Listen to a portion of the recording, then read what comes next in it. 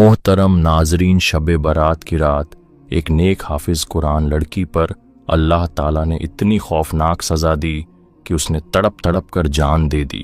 और जब उसको कब्र में दफनाया जा रहा था तो भयानक मंजर देखने को मिला। उसे देखकर लोगों की चीखें निकल गईं। आखिर इस नेक हाफिज कुरान लड़की ने ऐसी क्या गलती की थी कि उसे शब बारात की मुक़द्दस रात को अल्लाह का दर्दनाक अजाब नाजिल हुआ और पूरे गांव के लिए इबरत बनकर रह गई। प्यारे दोस्तों, हमारे साथ आखिर तक जरूर रहिएगा क्योंकि शायद यह गलती आप लोग से भी हो रही हो। दोस्तों, यह वाकया बहुत इबरतनाक और सबक आमूज है। मेरा नाम नौरीन है। हम दो ही बहनें थीं, हमारा कोई भी भाई नहीं था। मेरी शादी अपनी खालाजाद कामरान के साथ हुई थी और मैं रुखसत होकर शहर चली गई।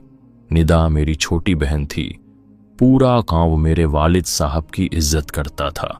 मेरी वालिदा को लोग आप कहकर पुकारते थे। वैसे तो सारा साल ही मेरे वालिद साहब नजरो नयाज का बंदोबस्त करते रहते, लेकिन शबे बारात के महीने में तो हमारे यहाँ खास एहतमाम होता था। शबे बारात की पहली तारीख से लेकर ही हमारे घर इबादतों का एहतमाम किया जाता। मुझे याद है हम बचपन से देख रहे थे कि शबे बारात के महीने में अम्मी और अब्बू रोज़ा रखते, रमज़ान की तैयारियां करते और प्यारे आका हज़रत मोहम्मद सल्लल्लाहु अलैहि वसल्लम की मोहब्बत में महफिल का बंदोबस्त करते। नियाज की तैयारी में हम दोनों बहनें भी वालिदा का हाथ बटाया करती थीं। बेशक हमारे वालदैन को अल्लाह ताला ने बेटे की नेमत से महरूम रखा था, लेकिन उन्होंने कभी यह कमी महसूस ही नहीं की थी। बल्कि मेरे अब्बू अक्सर कहते थे, हमारे प्यारे आका को भी अल्लाह ताला ने बेटी अता फरमाई थी। बेटियां तो किस्मत वालों को मिलती हैं। मेरे शौहर को पता था शबे बारात में मेरे वालदैन के यहाँ एहतमाम होता है, तो वह नेक शख्स मुझे पूरा महीना मेरे वालदैन के घर छोड़कर आ जाता था। मेरी शादी को 4 साल हो गए थे और इस दफा भी पहली दूसरी शबे बारात की तरह हबीब मुझे मेरे मायके छोड़ने आए। माशा अल्लाह, मेरे अब्बू के घर तो शबे बारात की रौनक ही अलग होती थी। मेरे माँ बाप दोनों हाफिज कुरान थे और वालिदा गांव के बच्चों को भी कुरान पाक पढ़ाया करती थी। इन दिनों अम्मी जान जरा कमजोर हो गई थी तो गांव के बच्चों को निदा ही पढ़ाया करती थी। वह भी हाफिज कुरान थी। शबे बारात को हमारे घर महफिल मिलाद थी। निदा कई दिनों से महफिल की तैयारियां कर रही थीं। उसने अपने हाथों से सारे घर के पर्दे और कालीन धोकर साफ सुथरे कर रखे थे। शब्बे बारात की सुबह फजर की नमाज के बाद ही निदा ने अपने हाथों से फातिहा का थाल बनाकर उसके पैकेट तैयार करके रख दिए। महफिल मिलादुन नबी सारा दिन चलती रही। निदा ने सब मेहमानों की खूब मेहमान नवाजी की। शाम के वक्त दुआ हुई और फिर सब लोग इजाज़त लेकर अपने अपने घरों को रुखसत हो गए, क्योंकि शब्बे बारात के रात को सबको अपने अपने घर खास इबादत करना होती है। निदा हम सब घर वालों को अपने हाथों से बना हुआ हलवा खिलाया और हम सब तो बहुत ज़्यादा थक चुके थे, इसलिए अपने अपने कमरों में जाकर आराम करने लगे। यही सोच कि रात के आधा हिस्सा के बाद खास नमाज पढ़ेंगे, लेकिन निदा ने अकेले ही सारे घर का काम समेटा। रात के तकरीबन 2 या 3 बजे का टाइम था जब निदा की दर्दनाक चीख की आवाज़ सुनकर मैं तो बहुत जल्दी से अपने बिस्तर से उठी और तकरीबन भागते हुए बाहर सहन में पहुंची। जिस तरफ से निदा की आवाज़ें आ रही थीं, उधर जाकर देखा तो मेरे तो होश ही गुम हो गए। अम्मी अब्बा भी सहन में पहुंच चुके थे। हम सब ने सहन में पहुंचकर जब देखा तो निदा जमीन पर पड़ी तड़प रही थी और उसकी दर्दनाक चीख की आवाज पूरे घर में गूंज रही थी। उसके हाथ पैर मुड़ चुके थे और मुंह से झाग निकल रही थी। बड़ी मुश्किल से कांपती हुई आवाज के साथ निदा हमें सिर्फ इतना ही बता पाई कि उसको कोई एक अजीब और गरीब जहरीले जानवर ने डंस लिया है। अम्मी की तो हालत खराब हो गई। मेरे शौहर ने फौरन गाड़ी की चाबी उठाई और निदा को लेकर हम फौरन करीबी हॉस्पिटल पहुंचे। डॉक्टर ने निदा का चेकअप किया और कहने लगे कि यह हॉस्पिटल पहुंचने से 10 मिनट पहले ही वफात पा चुकी है। हम सब लोगों का तो बुरा हाल हो गया, कुछ समझ नहीं आ रहा था कि हुआ तो हुआ क्या है। गांव का गोरखन, उर्दू में गोरखन कब्र खोदने वाले को कहते हैं, अल्ताफ फज्र की नमाज अदा करने के बाद सुबह सवेरे कब्रिस्तान की तरफ रवाना हो गया। हमारे गांव में जब भी किसी का इंतकाल होता तो उसकी कब्र अल्ताफ ही खोदा करता था। हर बार की तरह अल्ताफ को खबर मिल चुकी थी कि वसीम साहब की नौजवान बेटी वफात पा चुकी है। अल्ताफ कब्र खोदने का साजो सामान लेकर घर से निकल पड़ा, मगर जूं ही अल्ताफ कब्रिस्तान में पहुंचा और कब्र खोदने की तैयारी करने लगा तो उसे अजीब सा महसूस होने लगा। अल्ताफ को ऐसा लग रहा था जैसे कुछ अनहोनी होने वाली है। उसे अपने वजूद में अजीब और गरीब सनसनी महसूस हो रही थी। यूं लग रहा था गोया उसके जिस्म में ताकत ही ना हो। अल्ताफ के अपने बच्चे भी निदा के पास कुरान की तालीम हासिल करते थे। वह सोच रहा था, यह तो मेरी खुशकिस्मती है, मुझे एक नेक हाफिज कुरान की कब्र खोदने की शहादत नसीब हुई। शायद उस नेकी के बदले मेरा रब मेरी मगफिरत फरमा दे। अल्ताफ ने कब्र खोदने शुरू की, लेकिन जो चीज उसे अजीब लग रही थी वह उसके दिल की बेकरारी थी। इससे पहले कभी भी किसी की कब्र खोदने के दौरान उसकी ऐसी हालत नहीं हुई थी, और उसे तो जमीन भी पहले से ज्यादा सख्त महसूस हो रही थी। लेकिन बार बार और सख्ती से खुदाई करने पर जैसे तैसे करके अल्ताफ कब्र को खोद देता है, और जब मैयत को गुस्ल दिया जाता है तो उसके मुंह से अजीब सी बदबू आ रही, वे बदबू आ रही थी। सबने सोचा शायद वह जानवर की काटने से बदबू आ रही है, इसलिए जल्दी जल्दी गांव की कुछ औरतें ने मैयत को गुसूल दिया। और गांव के सब लोगों के जुबान पर था कि बाप भी हाफिज कुरान है और माँ भी बहुत नेक खातून है, और यह भी एक हाफिज कुरान लड़की थी। बच्चे को कुरान मजीद की तालीम भी दिया करती थी।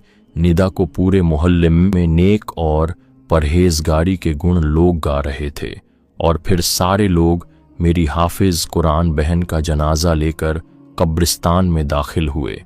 पूरे गांव की तारीख का शायद यह पहला जनाजा था, ये जिसमें मर्दों से ज्यादा बच्चे शरीक थे।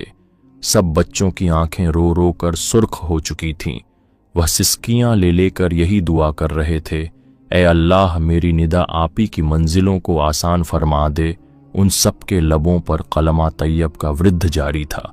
मेरी बहन की वफात हुई तो पूरे गांव के बच्चे जनाजे में शामिल थे। लग रहा था गोया उन बच्चों की सगी माँ ही उनसे जुदा हो गई हो। मेरे शौहर बच्चों को देखकर हैरान थे। उनको को किसी ने बताया कि निदा हाफिज कुरान थी और उन सब बच्चों को कुरान पढ़ाती थी, और वह एक बच्चे से बेहद करीब थी और अपने सब शागिर्द से बेइंतहा मोहब्बत करती थी। इसीलिए बच्चे उसकी अचानक वफात पर इस कदर गमजदा थे। लेकिन गोरख हैरान और परेशान था और इतने बड़े जनाजे को आता देख रहा था। कलमा शहादत के नारे गूंज रहे थे। जनाजे को देखकर तो साफ पता चल रहा था यह लड़की बहुत नेक थी। दूसरी जानिब कब्र को देखकर अल्ताफ बहुत परेशान था और अस्तगफिरुल्लाह का वृद्ध उसके लबों पर जारी था। जब मेरी बहन निदा को कब्र में उतारा जाने लगा तो अचानक मट्टी हिलने लगी। यूं महसूस हुआ जैसे मट्टी में कुछ मौजूद हो। वहां मौजूद लोगों ने यह मंजर देखा तो उनके पैरों के नीचे से जमीन निकल गई। इससे पहले कि निदा को कब्र में दफन करते कि एकाएक बहुत ही भयानक एक सांप उसकी कब्र से बाहर निकला और उसने आनंद फानंद मैयत को काटना शुरू कर दिया। अगले ही पल वहां मौजूद लोगों ने मैयत को कब्र से दूर खींच लिया। बिच्छू और सांप उस कब्र में ही घूमने लगे और बेशुमार बिच्छू नमूद होने लगे। वह मंजर देखकर वहां खड़े लोगों की तो चीखें निकल गईं। यह बात अब तक पूरे गांव में फैल चुकी थी। लोग तरह तरह की बातें करने लगे। जितने मुंह उतनी बातें कोई कहता, देखो तो कब्र से बिच्छू निकल आया, लेकिन यह तो हाफिज कुरान थी। इसकी कब्र से बिच्छू कैसे निकल सकता है? यह लड़की तो कई बच्चों को कुरान पाक पढ़ाती थी, दीनी दरस दिया करती थी। इससे जरूर कोई गुनाह हुआ है जो इसकी कब्र से इतना भयानक सांप निकला है। लोग तरह तरह की बातें करने लगे। जनाजे में शामिल लोग कब्र से दूर हटकर खड़े हो गए। कोई भी कब्र के करीब जाने को तैयार नहीं था और ना ही कोई उस मैयत को उठाकर कब्र में दफनाने की हिम्मत कर रहा था। मेरे वालिद साहब ने अल्ताफ से कहा, तुम एक नई कब्र तैयार करो। अल्ताफ ने दूसरी कब्र को खोदना शुरू कर दिया, लेकिन दूसरी कब्र में भी वही भयानक मंजर देखने को मिला, बल्कि दूसरी कब्र में तो बेशुमार सांप और बिच्छू निकल रहे थे। गोया वह पहले से ही मैयत के इंतजार में थे। मेरे शौहर भी वहीं मौजूद थे। वह गांव के चंद मजमा लोगों को साथ लेकर हमारे इलाके के एक मशहूर इमाम साहब की खिदमत में हाजिर हुए। अल्लाह के बहुत नेक बुजुर्ग थे, उनका इज्जत एहतराम करते थे। गांव वालों के साथ कोई भी हादसा होता, कोई भी किसी किस्म की परेशानी पेश आती तो तमाम गांव वाले उन्हीं से मशवरा तलब करते। मौलाना साहब गांव वालों को परेशान देखकर बोले, क्या बात है? गांव वालों ने सारा माजरा मौलाना साहब को बता दिया। मौलाना साहब की आंखें यह सुनकर फटी की फटी रह गईं। मौलाना साहब कहने लगे, मुझे भी कब्रिस्तान ले चलो। मैं वह सारा मंजर अपनी आंखों से देखना चाहता हूं। जैसे ही मौलाना साहब कब्रिस्तान में पहुंचे तो वहां लोगों की काफी भीड़ इकट्ठी हो चुकी थी। लोगों ने मौलाना साहब को देखा तो जल्दी से रास्ता खाली करने लगे। मौलाना साहब कब्रिस्तान में खुद तशरीफ ले गए।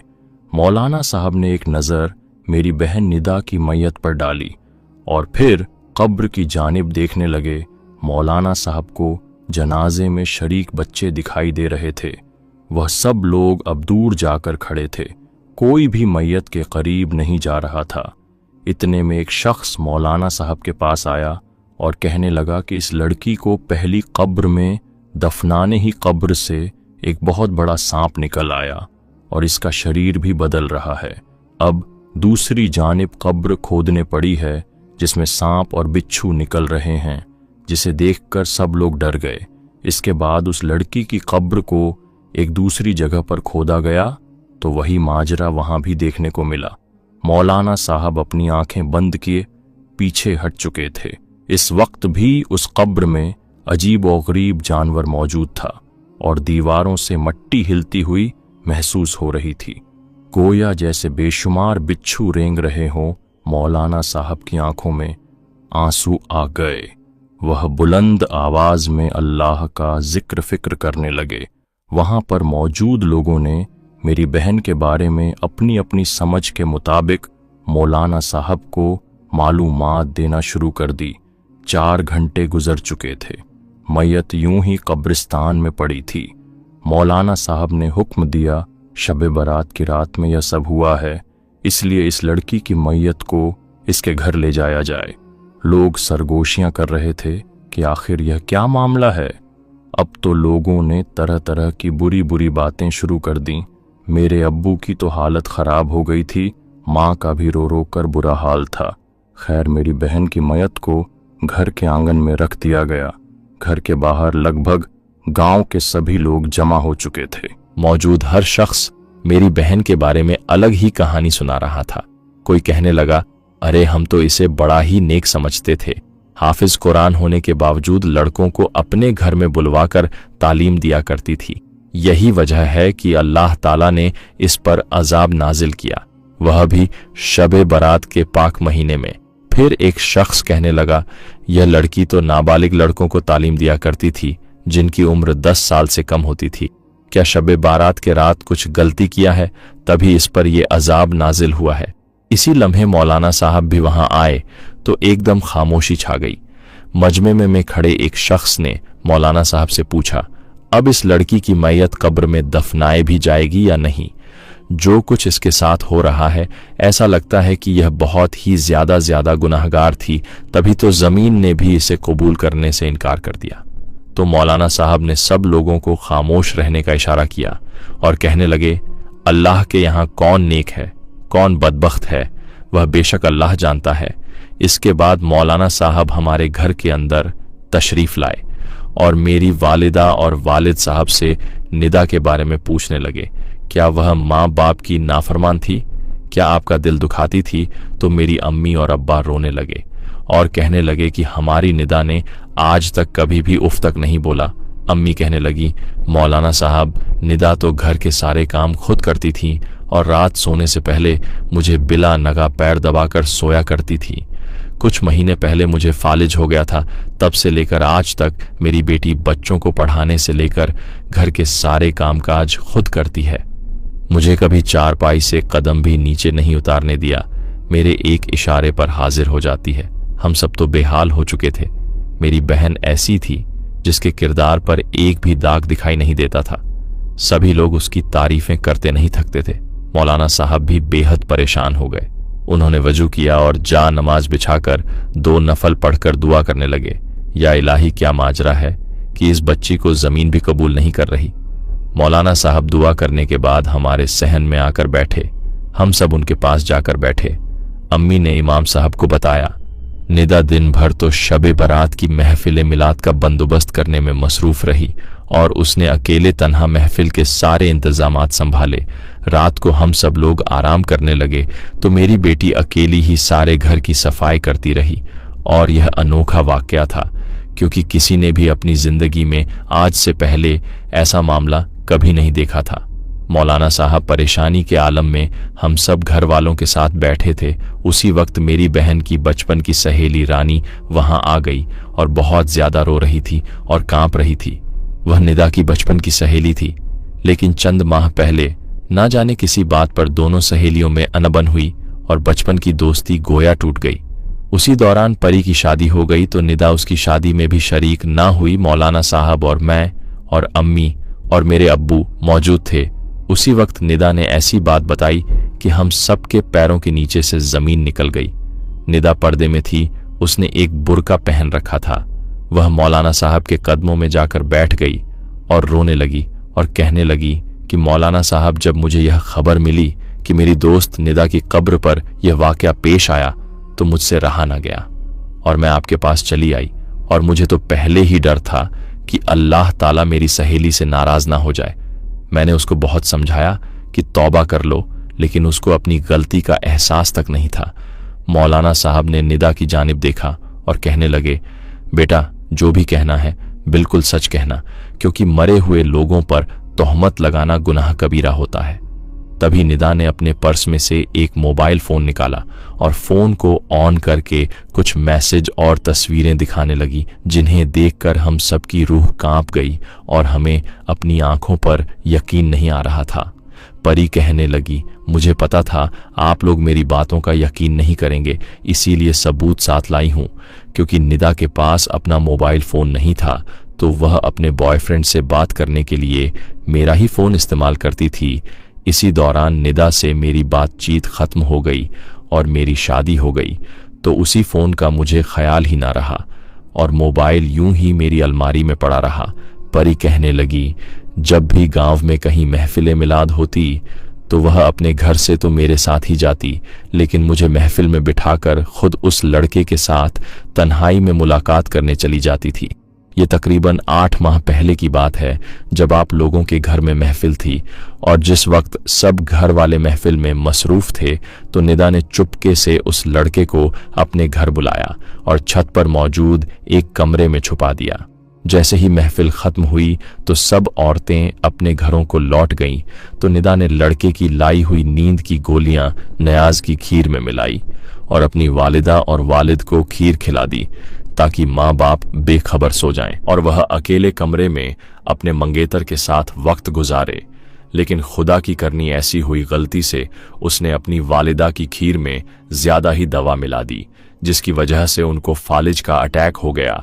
तब मैं बहुत ज्यादा परेशान हो गई और मैंने निदा को समझाया कि तौबा कर ले और अपनी माँ से माफी मांग ले, वरना मैं जाकर उसके माँ बाप को सब बातें बता दूंगी।